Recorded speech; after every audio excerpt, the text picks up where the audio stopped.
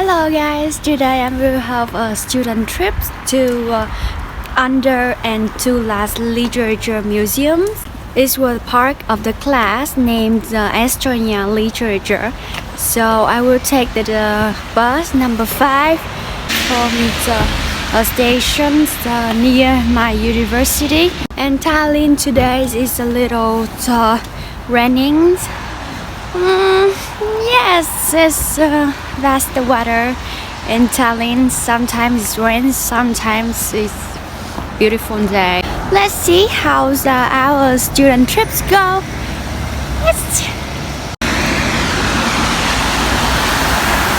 take the bus from here, and the bus is coming. I lost it! Oh no!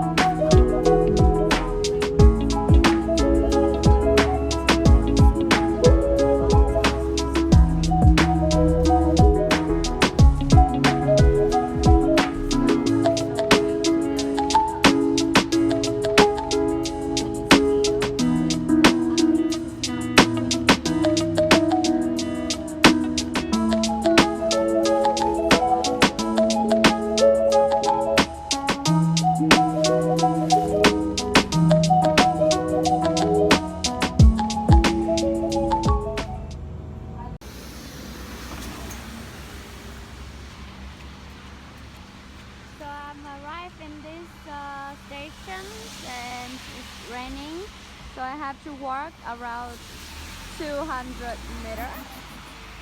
I think maybe this way. Oh, it's so raining. From here, I should turn to here, so I'm gonna turn to here.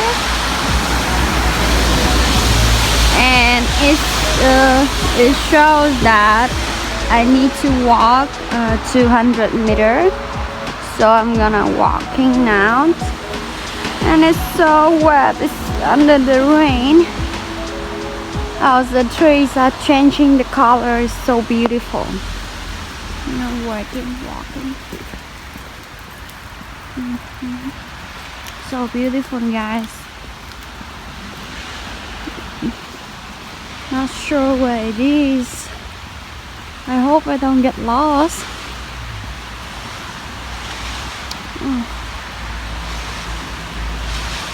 So I should go here. Latsika. Over there, Babandus, and I'll see. I'll cross the street. On the map, the museum is over there. Across the street. Oh, here one scooter. In Tallinn, you can find a scooter in boats really easily to drive, but I will not drive now. So we're gonna go Vaiskes, Limari, turn to here.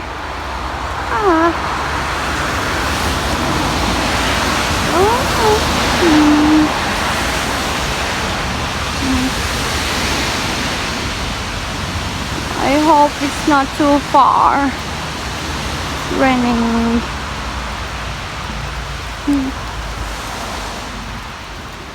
Okay. Oh yeah, now I can see the. See? Oh no! Oh! Is that locked? So I'm gonna get in. Maybe here. I don't know. Hi. lecturer asked me to put the jackets, so I'm gonna go downstairs. They have a rooms where you can put your jackets on. And here, yeah, it's me. So I can leave the jackets in here and we'll get up. Yeah, and some pictures of, I guess this is the house of those authors. See collections of the book, and it's really beautiful. When you step into the house, you can feel the aroma of the old book, and it's really nice smell. And here is like a lot of collections of those books, and yes, it's really tiny, but it's beautiful. And there is an old television here as well, and with, I guess, like all the collections of Estonian author or somehow. I think here is their book, and really old ones and beautiful. I can take one. Oh, this is the book of Tuglas by Galigma. Oh, it's so beautiful. Here you can see, so cute, so cute. I guess here is their house, but I will wait to hear the tour guide. She will introduce. You have some pictures, and then portrait and collections of book. Working room is kind of small. Yeah, 18. And yes, you will see the whole collections of the book. It's really a lot.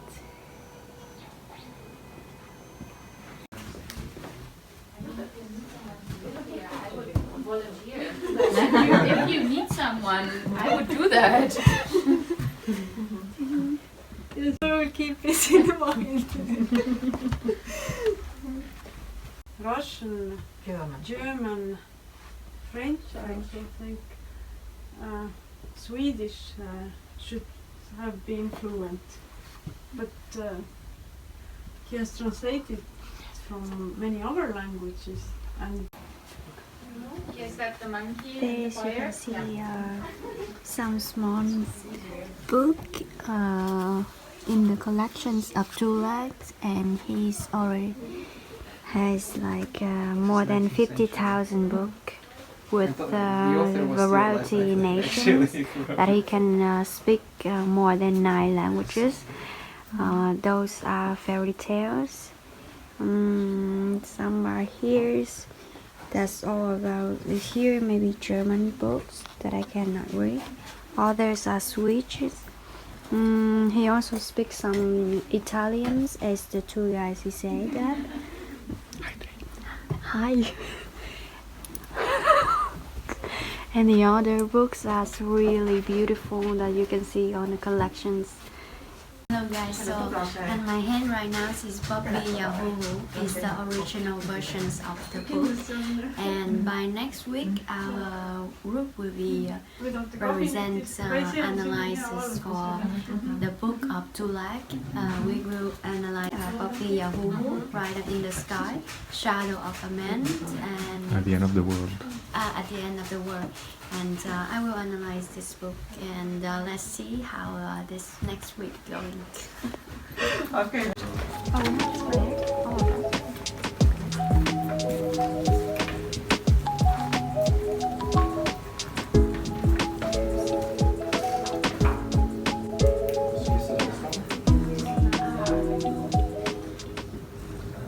Many of the famous Estonian short stories in his successful life as a writer.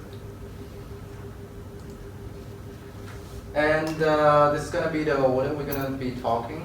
First, Popi and Huhuu was written in 1914, and then moving on to At the End of the World, 1915, and then Riders in the Sky, published in 1917, and we're gonna end with The Shadow of a Man, 1919. So it's almost like 100 years ago.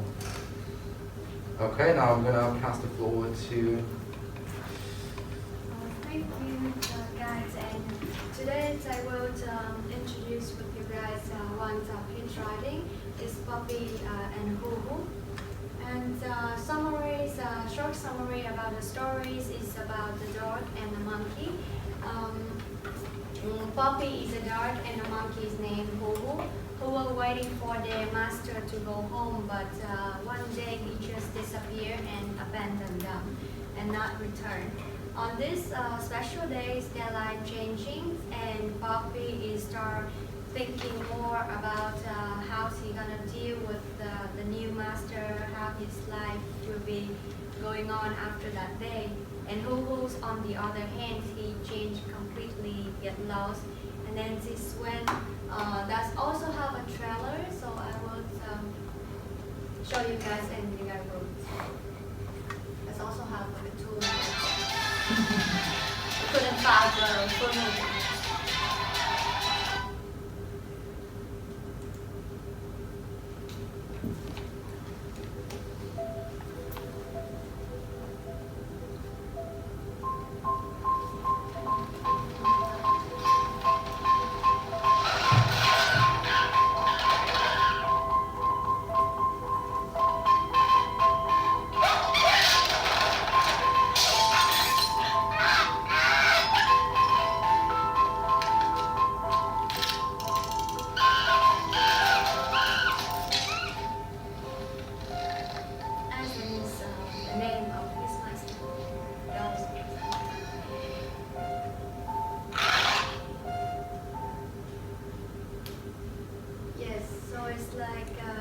Short summaries about the story, and then we can see how the author identity the dog.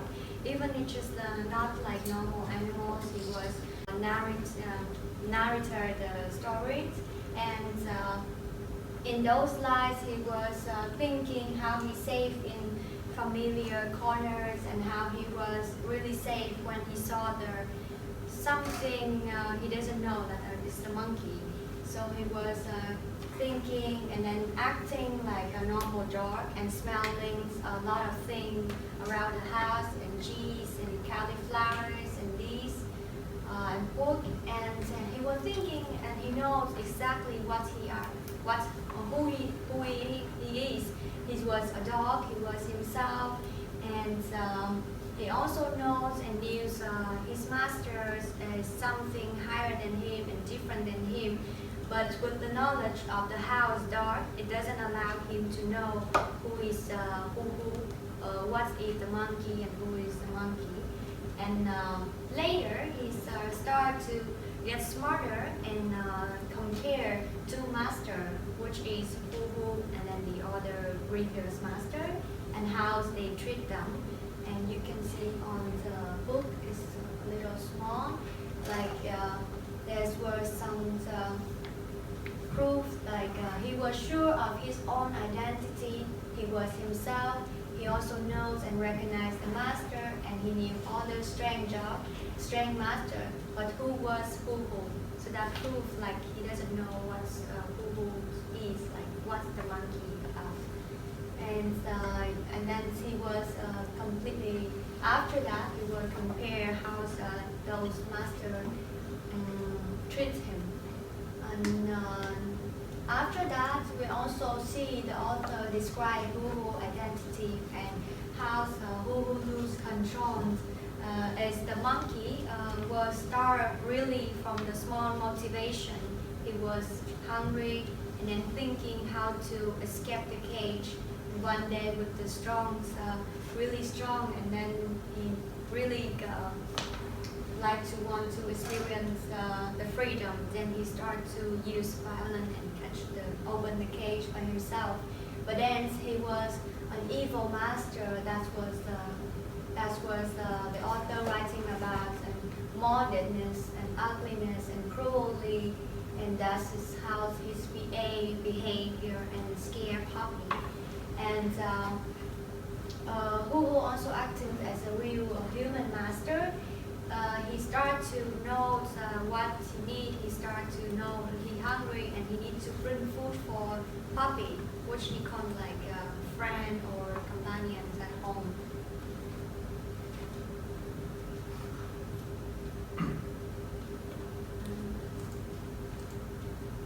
And yes, from that date, after writing about two identities, and then the writer start to have writing about freedoms, what they're thinking, and and describe two character in the really specific angles, and they were telling about the self, and the story will present about the self, about the freedom from as a puppy, freedom from his master, Huhuu, freedom from the cage, and also freedom to express himself by wearing weird clothes, and how they choose to react with that when they are alone, and when they are acting as their own, facing their own problems. And also that shows that identity for themselves and the processes of changing, how the dog changing from really safe and then becomes really scared, and then confused about real and reality, and that's how their life changing from there. And by the end, the author choose to write about close and ending, because with my point of view, that end is not close ending at all. After that, like, will the dog will end the nightmare, or fears come to an end. Their life could be end by the explosions by chemistry, because Huhuu were drink, were alcoholic, and then he tried to find alcohol, but it was a wrong bottle, and it's where the chemistries and the whole house explored, and the dog and the monkey is dead. But then it's Lewis come to the end, when after that what would happen, what would become after that. So that's what I think. It's not even the story ends like that, but I don't think it's end by exactly the problem. Will be after that in the story. And next story will.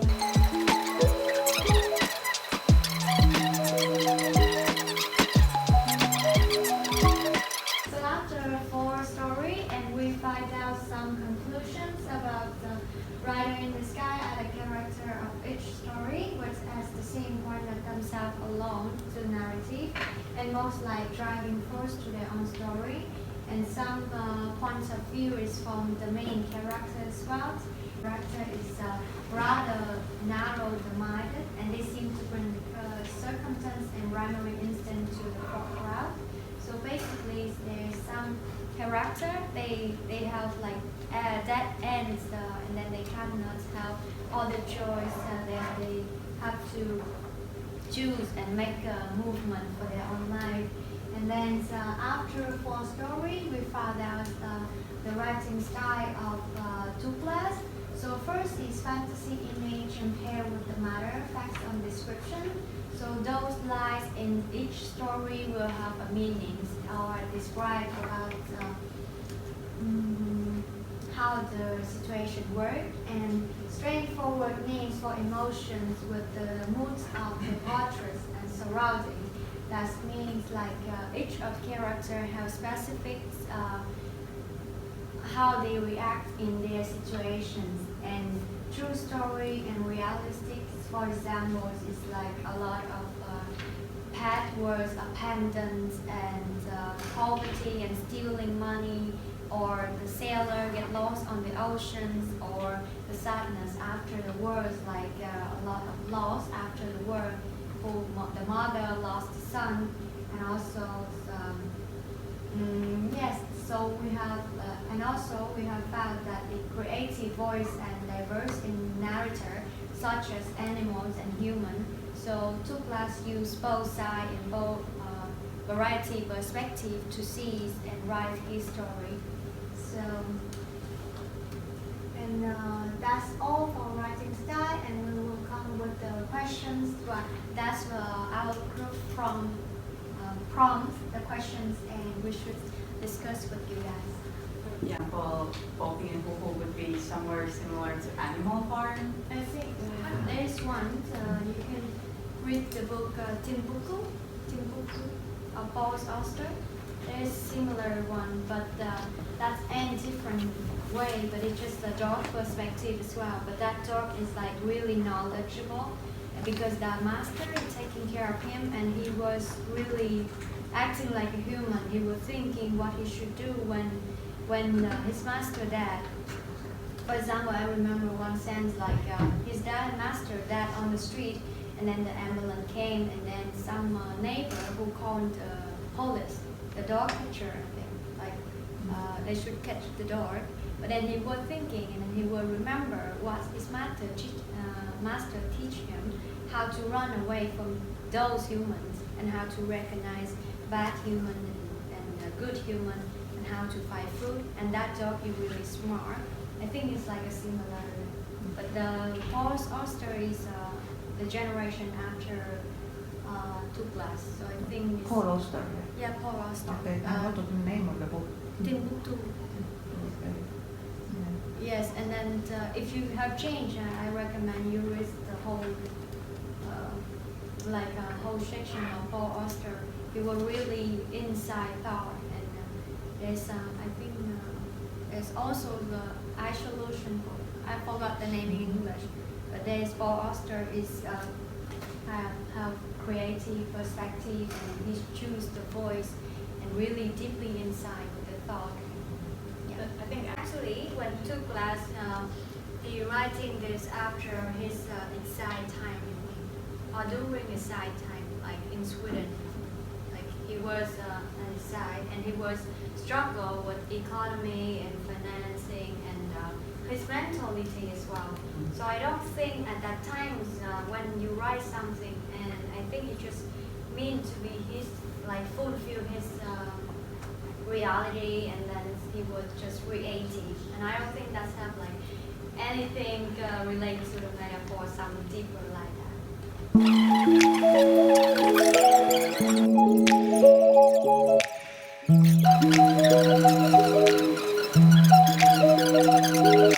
Idea of a higher power that is represented in the masters, especially because, I mean, in the story Riders in the Sky, the master dies in the beginning, and then technically he's gone, but he's still very prevalent through everything that Boba goes through. And then also the same with Popi and Huhuu, the master leaves and then doesn't come back, but he's still, everything still turns around this theme of searching for a new master and searching for somebody to look up to. And I think same can be found in the other two stories, although no master is as specifically mentioned as it was in the other two, but yeah. But there's still, as you said, there's this always a power dynamic of someone being very influential and another person trying to somehow follow that influence and to abide by those rules, whatever they might be. Trying to break it. Or try to break them. Of short stories, and maybe that could also be a question to you, because we weren't quite sure if the title for the collection of short stories was also chosen by Tuglas or by the publisher, because we, yeah. I believe it was chosen by the publisher, so it was not Tuglas's own idea that it could be this type. So, yes. The stories were periodical publications, right? Like, it feels like they were like maybe published once in certain magazine publication, they compiled together after. Yeah, they were compiled together after. But maybe it's still interesting to think about why, especially this title was chosen for all of the stories together. Why do you think the book was called, or the collection of these stories was named after Riders in the Sky? I think for a publisher, you just really catch a name and you can sell a lot. You understand what's about the Riders in the Sky. And basically, I believe it somehow gives quite good this atmosphere, as you also mentioned, to all these stories together. Okay. Students, I think those are questions we are somehow answering it from the beginning, and like was when you connect the story of his biography, like somehow his life reflect in his writing, and a similar story that I've already mentioned about Timbuktu of Paul Auster, and maybe Rider in the Sky. I'm not sure there is any story similar to that. Or at the end of the world, or maybe that, maybe it's there somewhere, or Tuglas also is inspirations of other author. We haven't read yet, so we still don't know. And what role do you think the animal plays in Tuglas stories?